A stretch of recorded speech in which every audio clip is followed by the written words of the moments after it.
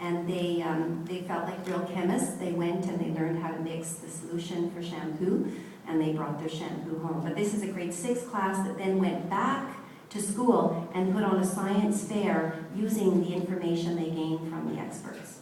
So all the information that you provide to students when you go, it remains with them because it's so relevant. This is a workshop that was held for students at the Canadian Space Agency. It was sort of a dual thing. They were learning about robotics, but these kids, this particular group, was also interested in careers in aerospace engineering. So they were in grade 11 and were doing a bit of a job shadow as well. And here's some kids at the Montreal Neurological Institute learning about jobs in neuroscience and all the different opportunities available. Career days, like I said, I start them in grade 6 and we do them throughout high school as well. We do this to get the kids excited about science and technology when they're going into high school. So what we always do is we do a skills workshop with the kids, and they let us know who they want to meet from the community. Engineering is always a profession that we have represented.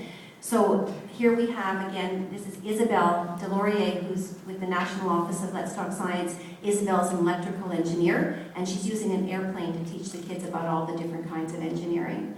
And as well, we have a gentleman talking more about the mechanics and that side of things. But again, the kids get to learn, and I think how neat it is that they go into high school knowing all of that information about careers in engineering before they go into high school. And here we have just another example of some other speakers: computing support, pharmacy technician, medical, and always engineering, as I said. Here we have a group of students doing an activity with the Faculty of Engineering at McGill. They're doing a root causes of poverty workshop where they're learning about how engineering is essential for sustainability in underprivileged countries. So they go to McGill, learn about all the different kinds of engineering and then how it's applied and how they can build sustainability and help to do that in other countries. And this is another example of a workshop that's held at one of our universities, a forensics workshop. Here's Jeffrey again from IEEE. Recently, last week, we do career fairs in grade 9. We have a class that's called POP, which is Personal Orientation Program. And the students are doing career exploration. So Jeffrey he brought a lot of hands-on materials, and the kids talked to him about careers in engineering. And the vet, because every grade 6 student wants to be a vet, but this is just a job shadow opportunity for some grade 9 students who are interested in veterinarian science. Diesel mechanics, which is also very, very popular for students who would like to work in this field. And also we have vocational technology now, which is becoming, it's extremely important that we open our kids' eyes to the vocational programs which are available.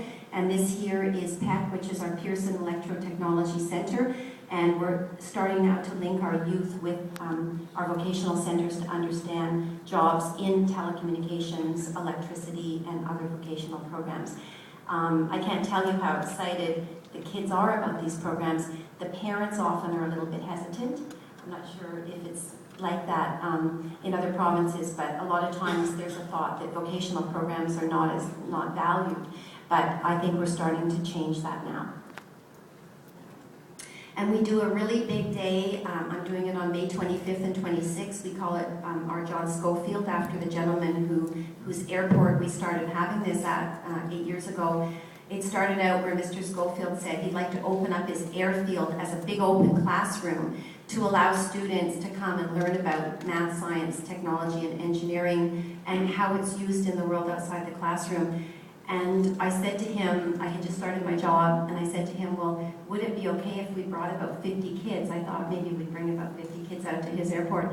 And he said, I have a real big problem with your request. And I thought, oh no, I just started my job and I thought I was asking too much. And he said, why does it have to be small? And so we had 1,000 students over 2 days out at his airport, and we invite community to come, engineers, scientists, mathematicians, and technologists, to teach the kids hands-on science and technology. So that's on May 25th and 26th, if anyone wants to come to Montreal, to St. Lazare Airport, and see how it goes. But it's all about community working with our teachers and kids. And I think that, I hope I've been able to show you that in our school boards across the country, relevance to learning is essential. And it's community that can add that real important factor for our teachers. And we're a team, we all work as a team. I work with the teachers doing curriculum mapping, and when I'm working with IEEE, we'll be finding ways that we can really link it and make it relevant, not an add-on. Having an add-on is definitely not easy for teachers, so it certainly isn't that. And so those are just some of the ways that we do link with our community. And so if anybody has any questions, just